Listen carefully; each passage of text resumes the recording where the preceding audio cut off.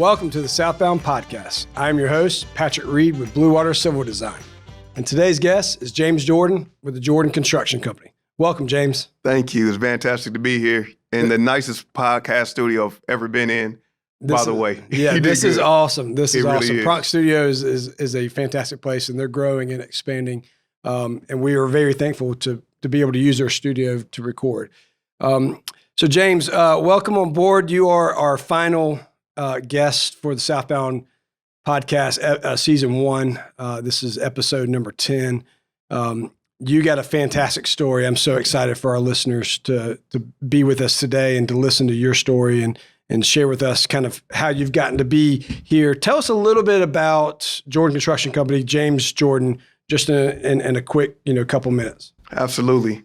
Again, pleasure to be here. It's really an honor and a privilege. Thank you for what you're doing in the community and representing well and having some fantastic guests on. And I am really honored to be a part of some of the star-studded cast that you have had on and humbled at the opportunity. James Jordan, born in Kalamazoo, Michigan. I'm a Midwest boy. Nice. Grew up in Wisconsin and moved to Greenville 10 years ago. Wow. So Greenville is home now. And just to take you back, I'm a contractor at heart, and I'll tell you just a little bit about Jordan Construction Company. Yeah. But my dad was in the construction field. My grandfather was in the construction field. So I come from a family of builders. Starting out at an early age, I would track behind them and was just always influenced and inspired, energized by the things that I saw them doing. Right. So I knew in some way, level, shape, form that I wanted to be in and around it as I grew up. So early on, had some opportunities to get involved with real estate and construction. And today, what you see is just a evolution of what started there in those early days. Wow. And us as a commercial contractor, primarily in the Southeast, but we do also go outside of that and currently doing projects in Texas. I've been up to Dover, Delaware, and all kind of different places. Wow. Well, let's take a step back real quick and talk about the early days then. Yeah. Let's go back to your childhood growing up. I think you just touched on it a little bit, but how did you get it? How did you break your ground into contracting, into becoming a general contractor like your grandfather and father? Absolutely. Going way back, even before I knew what GC meant, I remember Dad doing work on a property one day and sharing, I'm a GC. Yeah. And it was one of those moments where he just kind of started explaining to me what he did. And I'm not sure I had any frame of reference for it, but it just sounded intriguing to me. So, yeah, I want to be a GC too. And then I was fortunate that growing up, my mother had investment properties.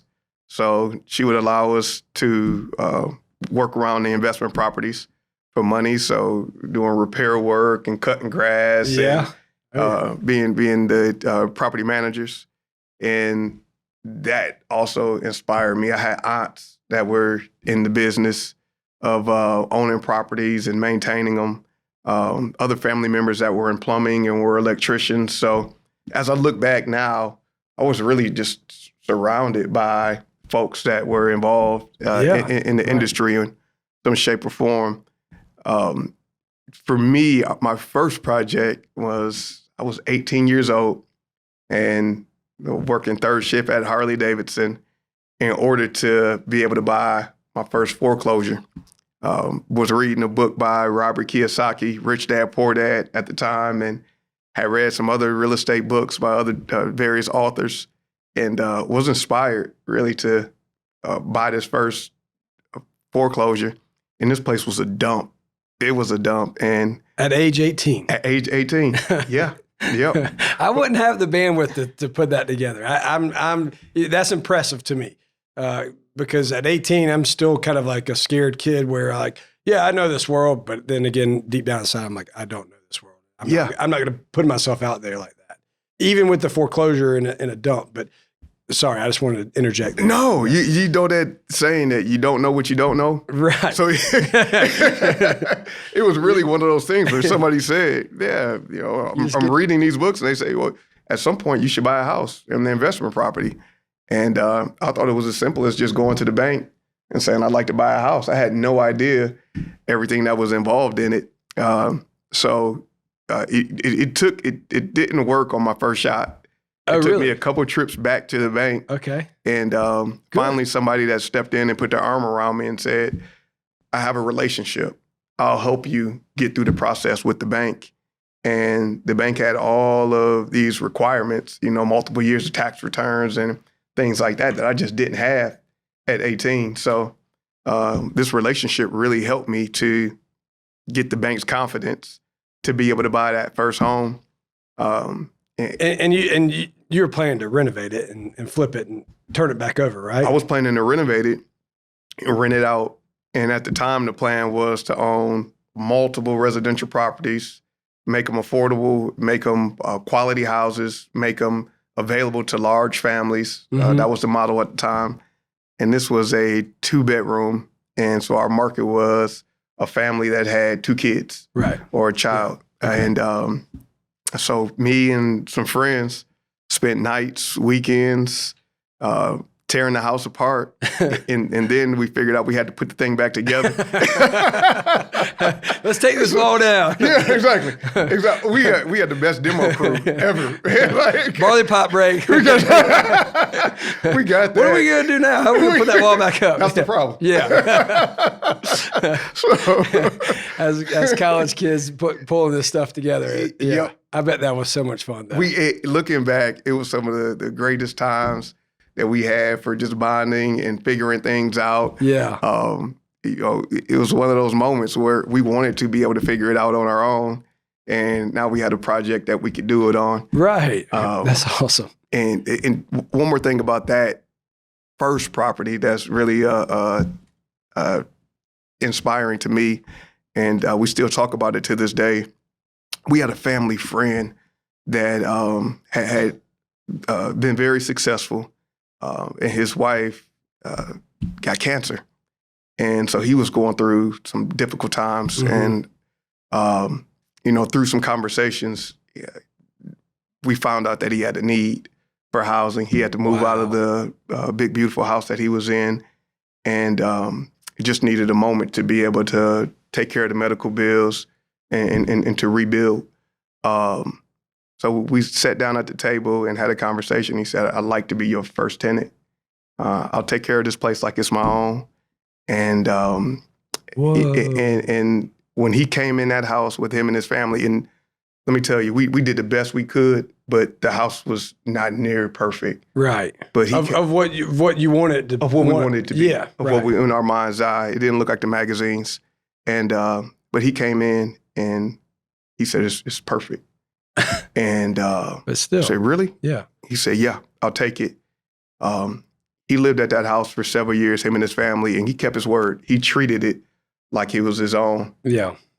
You talk about something for me that was a pivotal moment, and it really gave me the fire to say, you know what, I want to go on and do this again and again and again, and let's see if we can replicate this model. Yeah. And create some win-win situations. Wow. So real quick, just replaying back that you're at 18, you've been inspired through, grandfather, father, magazines, literature, go out and do this. Yeah. And you did, not knowing the full effect of it. No, I didn't. Not knowing that your first tenant was going to be someone that was not just in dire need, but a close friend with a relationship. That's right. That they would do it the way that they said that they were going to do it. That's right. And that's what ultimately gave you this idea of saying, I got to do this again. Let's serve more people. I got to serve. Yeah. Wow. Yeah. Wow. Yep. So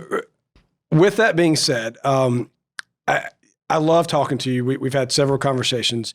You have a very contagious personality and laugh and glow and everything. Where do you get that from? How is that part of James Jordan? And how does that show up every day? I I would attribute it to a few things. One, I have a lot of fun. Yeah. I do. I have a lot of fun at what we do. Yeah. And we talk about it as a team. You know, we're in business, but we're not doing heart surgery. And at the end of the day, you know, we have a responsibility for safety on sites, but, you know, let's have fun and be passionate about what we do. So, and then the other thing, going back to the early days, Patrick, I was always inspired to dream.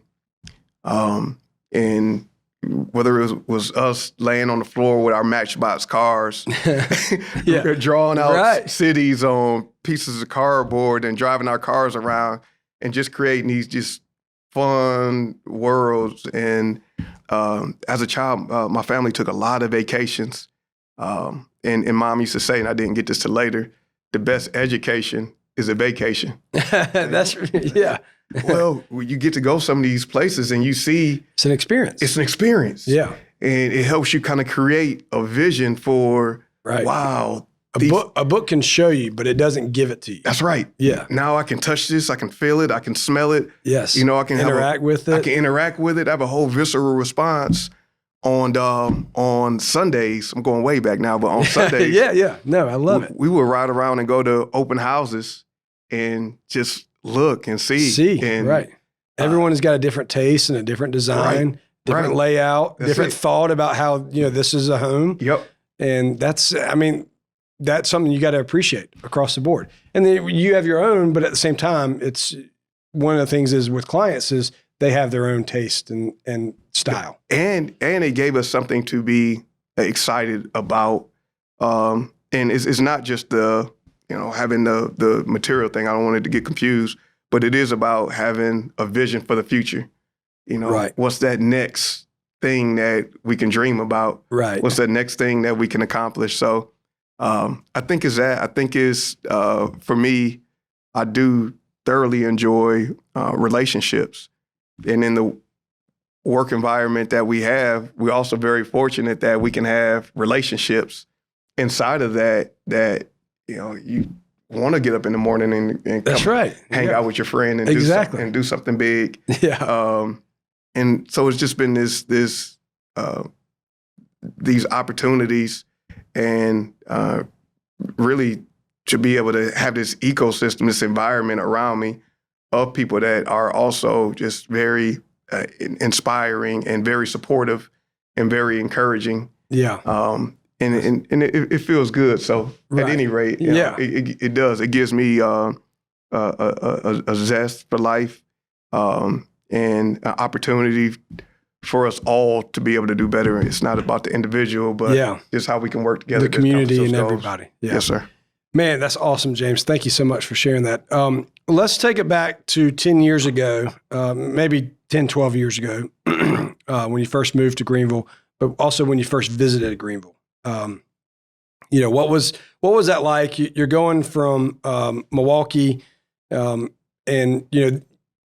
after the flipping the first house, you got to your fifth house, and maybe take us from there and then to Greenville and how you've kind of cemented yourself here and planted your seeds and stake in the ground. Absolutely. And before leaving the city, we had built that portfolio up to 70 properties. Wow. And then this is from age 18 to 70 properties. To 70 properties at 25. Wow. Which out of necessity, we started a property management company. Yeah. Oh, right. That's what comes with it. And then the construction company was going full force by that time and mainly working on the projects that we were buying as a company. So got into office buildings and purchased a 14,000 square foot office complex, renovated it, made it available to micro businesses, went on from there to build out a couple operational businesses, which we also were the owners of. Yeah. That's great. That's how you become successful. Yeah. Different revenue streams. And I think at that time, you look at things as I do as a kind of a season. Yeah. And that season was a fantastic season. and it was time for a change. Sure. For the next chapter in the book, I'll say. I had some inroads into Atlanta. And so I had started coming to the South and spending quite a bit of time doing some of the same things that we were doing in Wisconsin on the construction, on the real estate side. And during some of those trips, I had family that lived in Greenville. So I would come up the road to visit and spend time here over the weekends. And they would take me around. And I was blown away by just the people, by the city, by some of the things that were happening. They would take me down Main Street and I would see Falls Park. And I just started to think this would be an amazing area to be a part of this community. Yeah. And so reached out, emailed everybody on city council, including the mayor. That's smart. That's what you do. You don't have to ask for permission to do that. You just do it. No. You know, that's one thing that I think that's important for people to know is like, That's a good point. There's no one holding you back except for yourself. And you know, who says you can't email the mayor? Who says you can't email city? Try. And I mean, that's the only way that you're going to get a response is if you ask. So, but anyway, sorry, I didn't mean to interrupt, but I thought that was a good point. And they responded. Lillian Brock Fleming. I love Lillian, a dear friend, and somebody I have a tremendous amount of respect for. Was the first council person to respond, and we sat down and had a great conversation. And what blew me away was how encouraging she was about we need you here. You know, we're a progressive city, we're a progressive area. Absolutely, come give Greenville a shot. Jill Littlejohn reached out, and at the time, Jill was working at the YWCA and on council, and she was a tremendous advocate and supporter of we need you here. At the time, she was putting on the Talented Temp Conference, and that conference was it helped me finalize the decision that Greenville was the place where I want to plant the flag and make this home. There was a speaker that said, you know, I could have been in a lot of different places. I could have been in New York or Atlanta or Charlotte, but this is a place where I felt like I could come and have an impact. Absolutely. And that spoke to me. Yes. And I said, you know what? Yes. That's what I'm all about. So yeah, let's make Greenville home and that's amazing. Really give it a shot here. No, that's amazing. I appreciate that so much, and I'm glad you made that decision. Thank you. Because born and raised here, my parents grew up here in Greenville, and I've always adored this place. You know, it's special. It is. It has something, you know, an undefinable quality about it that you go about your day and you're like, this is the coolest place. This is where you want to raise your family. This is where you want to start a business and grow a business, but also you want everyone to benefit from it. That's right. And within all of us. Well, let's take a quick break and we'll come back here in the next few minutes. And thank you very much, James. It's been awesome so far. All right. The Southbound Podcast is sponsored by Blue Water Civil Design. Blue Water Civil Design is a professional civil engineering firm located in Greenville, South Carolina, serving the southeastern United States and beyond. Started in 2010, the firm is bound together by 4 founding professional engineers with more than 100 years combined experience in all aspects of civil site work engineering, land planning, site selection, and analysis. For more information, please visit us at bluewatercivil.com. Welcome back to the Southbound Podcast. I am Patrick Reed with Blue Water Civil Design, your host. And today's guest is James Jordan with the Jordan Construction Company. Thank you, James, for being on board today. Your stories have been fantastic. Thank you. I've enjoyed having you on board today. Thank you. I enjoy being here. So let's talk real quick. So you're 18, you have your first house. Mr. Jim moves in. He's got pretty much on paper, a dire situation where everything, any mentor would tell you, you know, don't rent to this guy. You end up renting. It's a wonderful story. It's an American story. It is a homebound story that has continued to build upon itself, where you've realized that you need to do this and you need to do it for more people, which I love. That was around 1998. Mm-hmm. Let's take it up 10 more years, 2008. Mm-hmm. Where is Jordan Construction Company? How does it respond to the recession? What's going on? Take us to that point right there. What's going on with you guys? Absolutely. '08, we were leading up to that. We were rocking in construction and in real estate. The market was starting to slow a little bit. I think about '07. And around that same time, we had completed the build out of a restaurant space, and they started to enter into that space. I thought as a passive investor, but it became more than that. I hate when that happens. And then at the same time, and things just worked out this way. I didn't plan it, but at the same time, I also opened up another operational business, which was a indoor inflatable play place for kids. Yeah. Called Monkey Joe's. Oh, yeah. I love Monkey Joe's. So I was very fortunate going into the slowdown that we had started to diversify right before the downturn, before the major downturn. Yeah.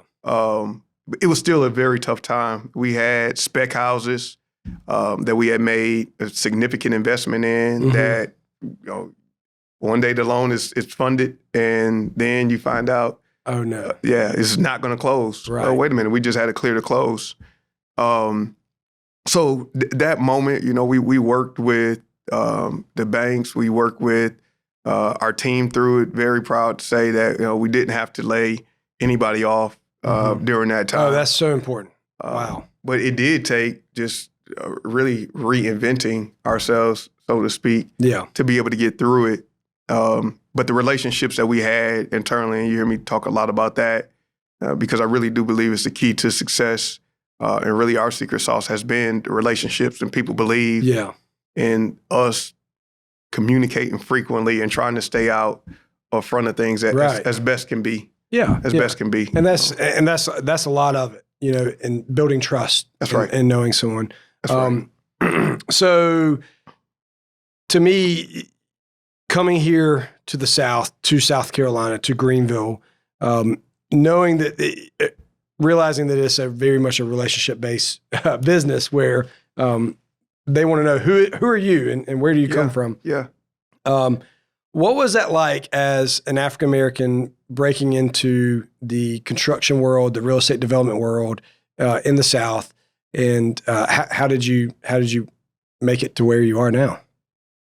In a word, it was tough. And I'm naturally optimistic.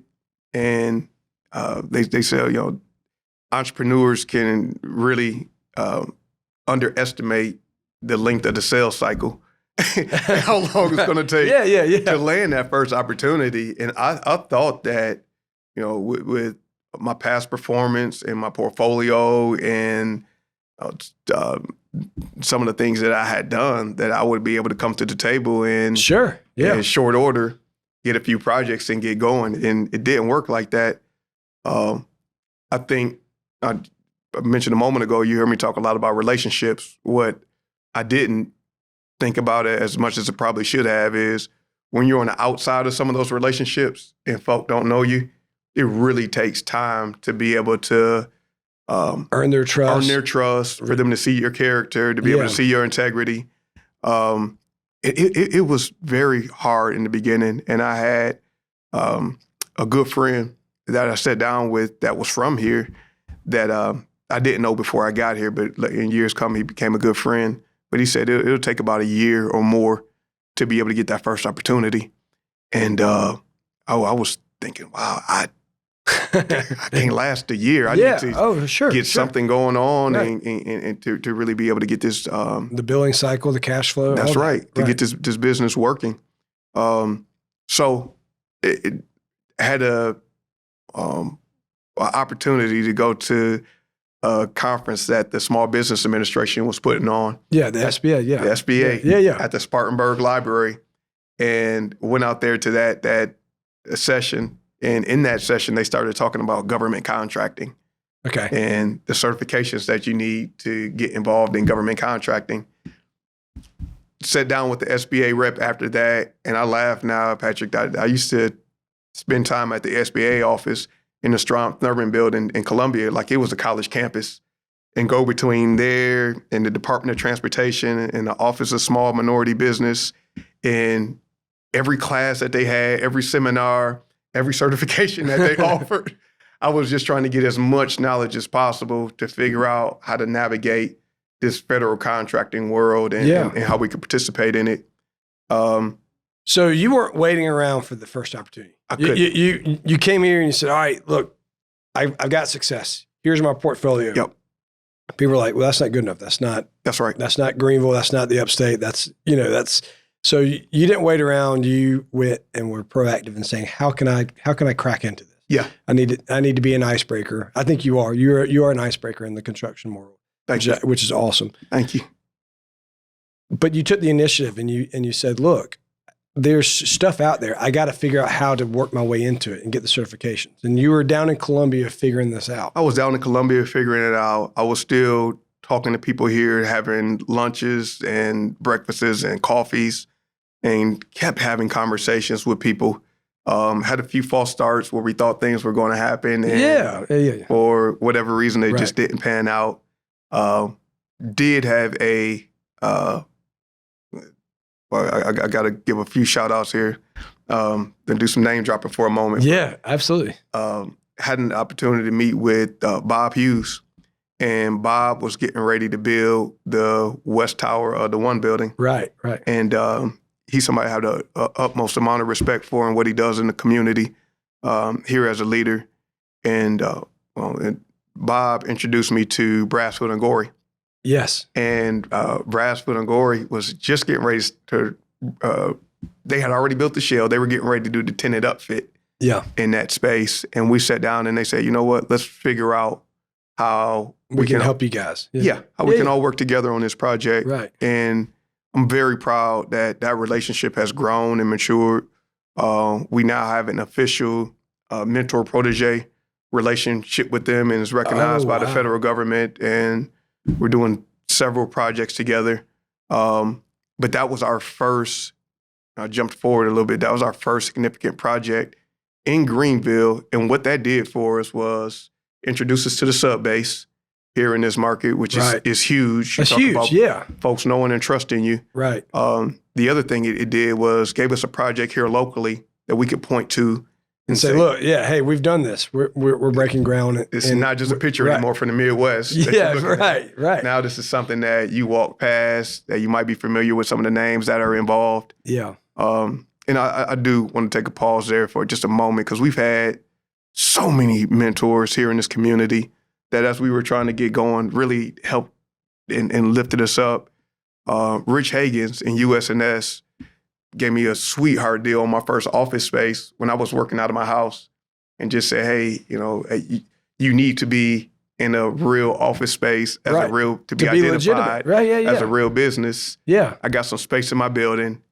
Here's a sweetheart deal on it, and help get us going. Oh, by the way, I also work in government contracting. Let me show you how the ropes go. Oh, wow. And make some introductions for you in government contracting. So our breakthrough, our break-in was really us being lifted up by the community, and so many folk that just said, hey, I see where you're trying to go. Let me take you a few steps down the road and see if we can help get you going. Oh my God, that's amazing. Yeah. That's where I've grown up in this community. I've seen that as a child, as an adolescent, teenager. It is real. Yep. It is real. Where we're all in this together. That's right. And we know that the light is shining on us. That's right. And the only way for us to grow is to go forward together. Yeah, that's it. And help each other. That's it. And now I can understand better why people that understand it are so protective of it, because it's special. Yeah. So you just don't want just anybody to give the keys to anyone. Yeah. That's right. Yeah. You want to, you got to know and trust them, but at the same time, there's a lot of people that can kind of come in and say, hey, I'm going to do this and that. And it still happens to this day. It does. Yeah. But at the same time, there's something where there's quality. Yeah. There's something where there's earnest and there's intent and there's goodwill. Yeah. And uplifting, not just to make the money, but also to make everything better around. That's right. And I think that's so important. That's right. Real quick, I want to dial back. I did want to touch on this earlier, and I meant to, but when you were breaking into construction at 18, you were at Waukesha Tech School. Yes. Tell us a little bit about that, and then also graduating from Marquette and that kind of program. So for me, my journey coming through high school, I said that you had your most likely to succeed, and then you had your diamonds in the rough. That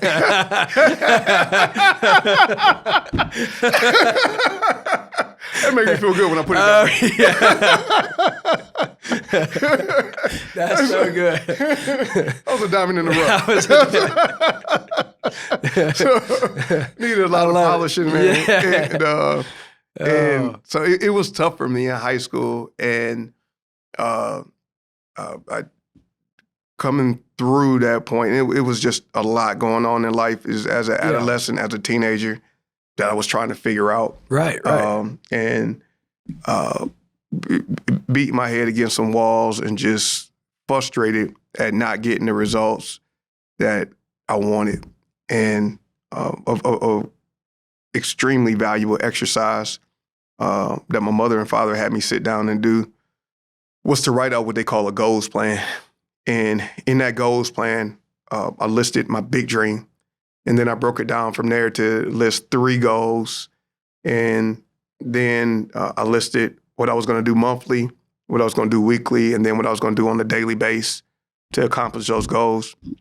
And it started being a conversation inside my house of, well, what are you doing today to get closer to your goal and to your dream? Oh, wow. And it changed my entire vocabulary. It led me down the path of wanting more information about these things. So listening to Zig Ziglar and Tony Robbins and Les Brown and so many other motivational speakers and artists in this craft that are out there.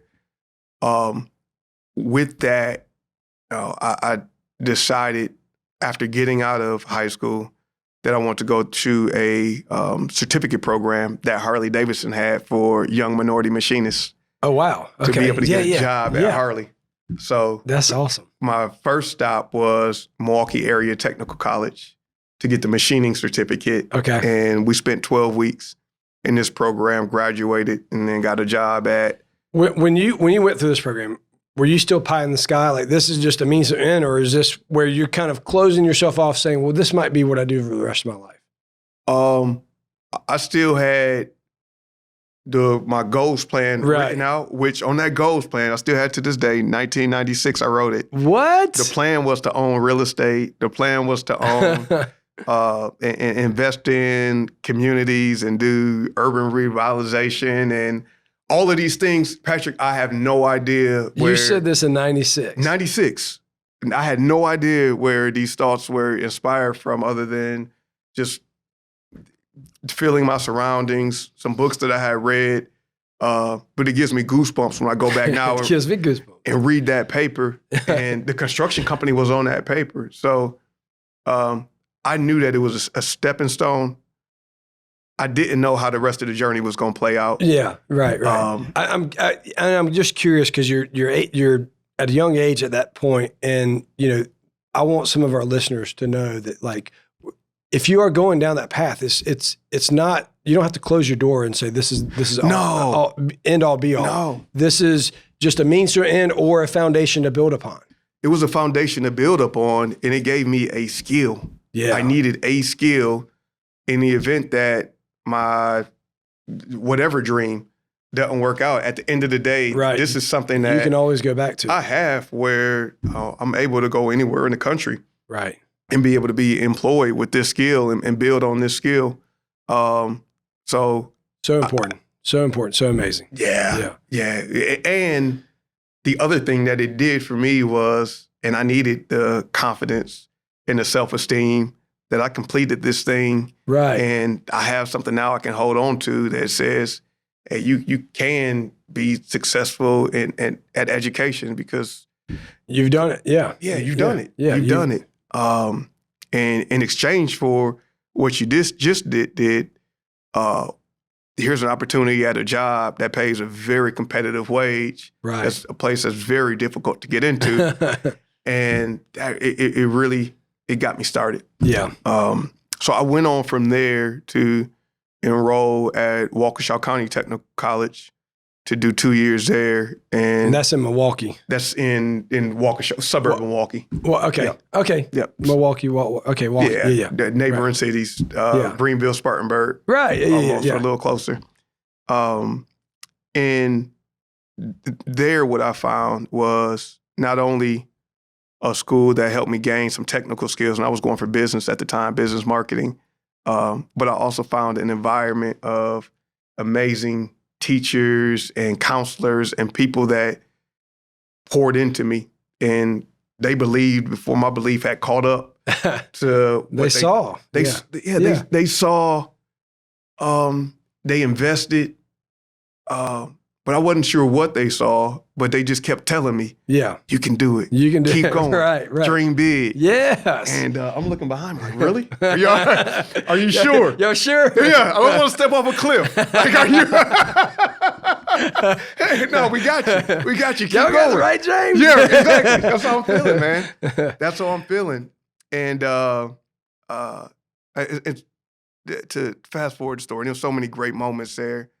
But I went back to participate with them at the board of trustees level because I just, and today we participate with Greenville Tech on their foundation board. Yeah, so important. And I'm just such a believer in it because I know the difference and the impact it made in my life. Absolutely. Went on from there to the 2+2 program to go on to Marquette, which and a lot of love and appreciation for Marquette. It's a different experience. Yeah. Oh, totally. That, right. You don't have the one-on-one attention. You're in a larger classroom setting. Yeah. And I'm so proud of my oldest. She just got accepted to Clemson. Oh, congratulations. Thank All you. right. Thank you. It's a beautiful campus. I love it. So I think there's different roles and different paths for where people are at and what they need. I do wholeheartedly, and you hear me say it time and time again, advocate for trade schools. Yes, I'm a huge advocate for that. When I was a school teacher, I would always tell students, if you don't got the plan where you're going to a university or a college with aiming to major in this or that, go into the military or go to a tech school. Absolutely. And learn a trade or a skill where you have a backbone that is only a foundation to build upon. It's a means to an end where worst comes to worst, you can always go back to it. That's right. And I'm a huge advocate of it. I always think that, the more we have of it, the more accessibility of it, the better our workforce is going to be, especially here in South Carolina. And it's so necessary for our ecosystem. And I encourage people, please, go see what the technical colleges are doing. Yeah. They're doing some amazing things over at Greenville Tech, over at ICAR, along with Clemson University there on the main campus over here on Pleasantburg. There's some really, really cool, innovative things that are happening in order to on a large scale in order to move the workforce here in Greenville forward. Absolutely. And the only reason why a big business will relocate here is also our ready workforce. That's right. And that's the first question they ask when, we have Upstate Alliance and other firms saying, hey, come move here. Well, their first question is, who do you have to work for? That's right. We got ours we're going to bring with us, but who's going to help us? That's it. Man, so that's awesome. That's amazing. Real quick, I want to touch on community because I think that's something that's so important to you. It's so important to me. I think that a lot of our guests on the podcast have emphasized the importance of community and community outreach, community engagement. Tell us a little bit about your perspective on that.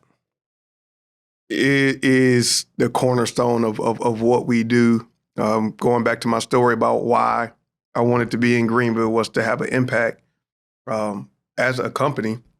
A big part of why we're here and what our mission is to be able to provide opportunities to others.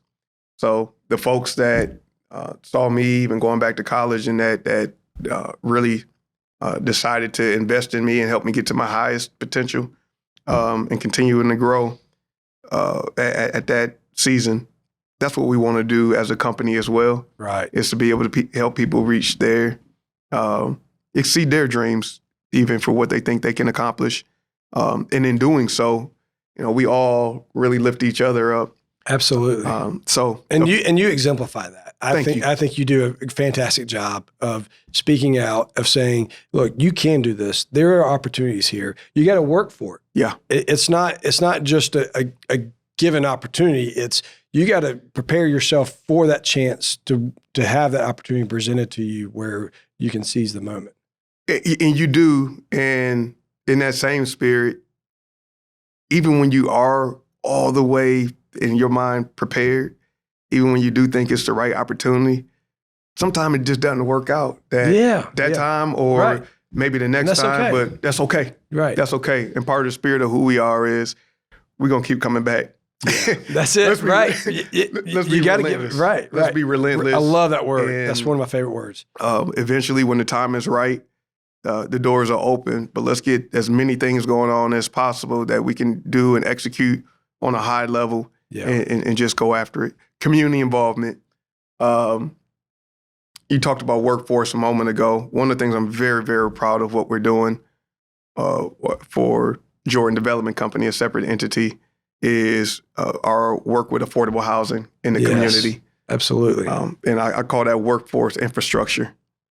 Needed. It's needed. 100%. It's needed. So today we have, in 2022, about 150 units of affordable housing that'll be coming out of the ground. That's amazing. That's awesome.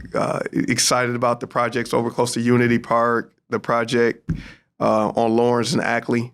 That'll be coming out of the ground. And the great thing with Jordan Construction Company, spearheading, leading that, being a part of that, is those affordable housing will not look like affordable housing. No. They will look like something as in the thing, 2 blocks over, but there's a qualification for it. That's right. And I think that's important because you don't want to separate where, you see this affordable housing versus this luxury housing, and it looks so drastically different. That's right. That's where you look at it and you say, yeah, it flows together. That's it. That's it. And it doesn't separate. We want to be able to build really a model and showcase the fact that you can do high quality, use great building materials. Yes. Be able to build in some fantastic locations where people still have access to public transportation and can still be close to their doctors and to their family. And that what we can do it here in this community and have a deal that still pencils out. Absolutely. So we're very excited. There's a way to make money because I think one of the things that people run into roadblocks is the margins aren't there. The numbers don't add up. Yeah. But you guys are showing like, hey, look, there's ways to do this. It's a way to be successful and look great, and everyone's going to make money. That's right. That's right. And still do a community good. And service the community, the most important. It's not the easy path. No, it's not the straight line path. Right. But it's worthwhile. And 100%. I had this talk not too long ago for our community involvement to be able to create a product where a kid can go to bed at night and not have to worry about safety or shelter or their parents being cost burden and not being able to have to make a decision between paying for rent or getting groceries. Right. To not have to deal with some of those things, it sets them up so much better to have a high potential at going to school and being able to learn and improving themselves. As a school teacher, I would feel it, and there is so much of it you would have to almost numb yourself to it. Obviously, there are some particular. You can't take all of them home. Right. Yeah. When I had to kind of eventually hang up my hat, as I said, well, you are my students. I got 3 children at home. Yeah. I need to focus on them. Yep. Anyway, you feel it, and there is a need for that, and I'm so thank you so much for taking charge, absolutely, leading that, showing us the way, and I think that's a beautiful thing, James. Absolutely, and thank you. Really appreciate that. Thank you. Real quick, I do love to talk about this, and you have talked a little bit about it without name, but the silver lining moments. Yeah, I think that's so important because when our listeners and followers are going to identify with James, and what Jordan Construction Company does is provide a world-class service. They get no mulligans. They're going to do it and quality and everything. But sometimes we fail. Sometimes James Jordan's failed. I failed. Yeah. Where was the silver lining though in that failure, where you look at it and you're saying that was one of the worst moments, but also in that worst moment became one of the best moments in my life? Sorry. No. This is good. I have a few to pick from. Sure. And take your time. It's, I love that question because we all need to hear it sometimes, just even when, you're a success story and you're going to continue to be a success story. But, also some of us out there are probably going to go, man, I just can't get through this. How did you find your way through that? Yeah. Going back to that foundation, and I encourage everybody, whether it's reading or listening to the Audible version or YouTube version, but just drowning yourself with positive information. It really helps the outlook so much. Life can be tough. Yeah. It can be tough. And I think that when we allow that chatter to get going on, that can be negative, and we're human. We all have to kind of fight against some of that self-talk. I think that it can become real challenging. So what I do my best to do is to just keep that whether it's the Secret or so many other just great pieces of information that are positively reinforcing, affirming, keep going. And I love the saying that failure is not final. Failure is not final. Just because this thing happened, and don't blow up everything.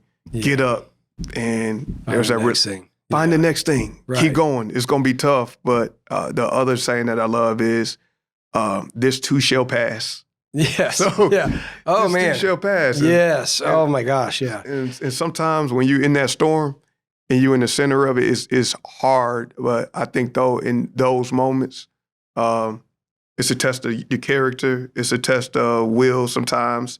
It's something to be learned and to be gained. Absolutely. From some of those hard moments. Right. And not always the easiest to see it while you're in that moment.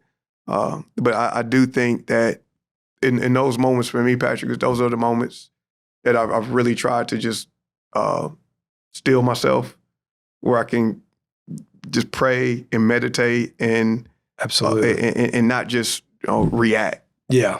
Too fast to make not the right decision. Reflect and take some time to kind of rebuild yourself and regain your thought process. It's important. And as a leader of your family, as a leader in business, people are watching and they want to see, time. Hey, how is he going to react? Yes. That was some tough news. Right.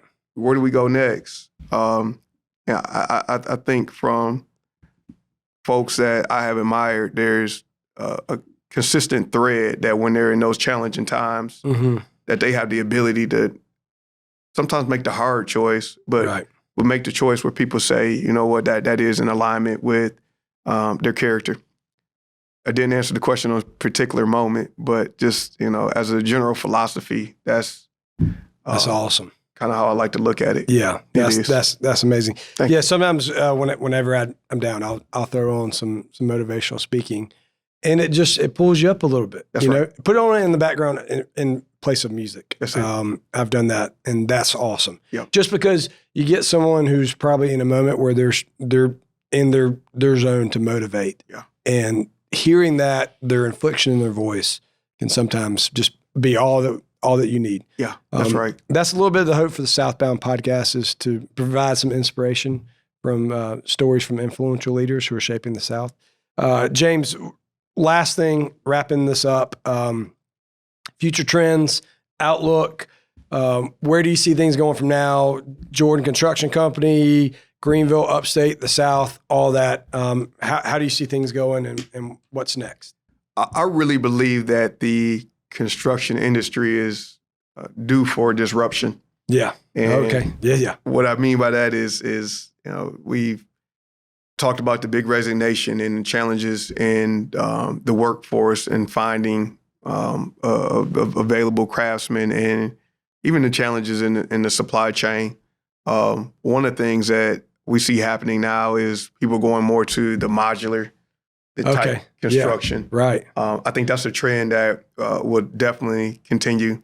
I think that technology, we'll see a lot more done using technology, and we're starting to get involved in that space. We had 2 calls this week about different software developments and app developments. Oh, wow.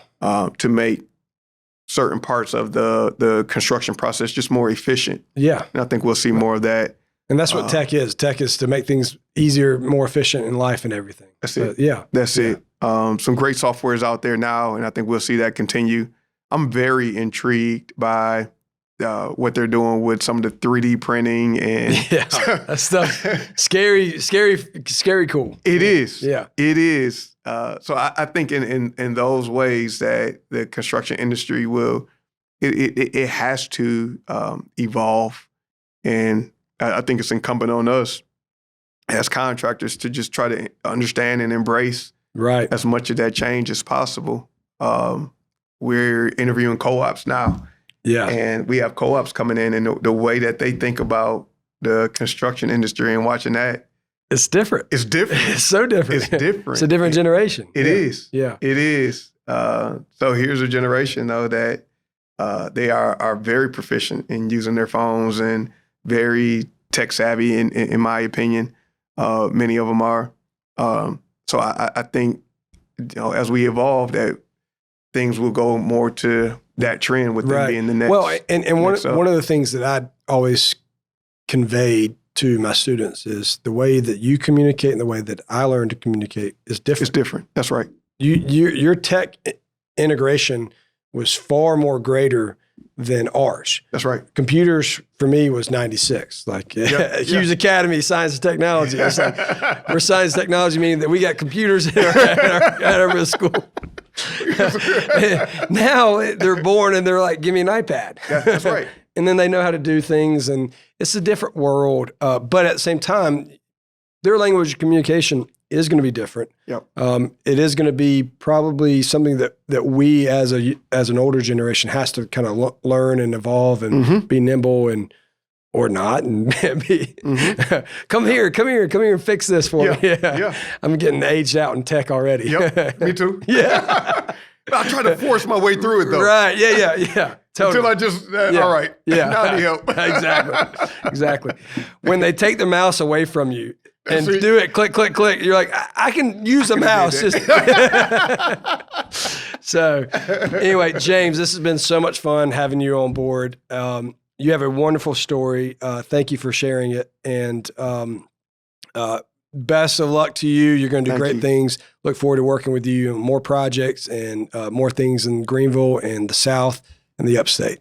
Thank you so much. I hope to be back. I would love to be the first repeat. Absolutely. Talk about some of the other things that we're working on. Thank you for all that you're doing in the community. 100%. And just your genuine spirit and the way that you're delivering this message is powerful. Thank you. Thank you so much.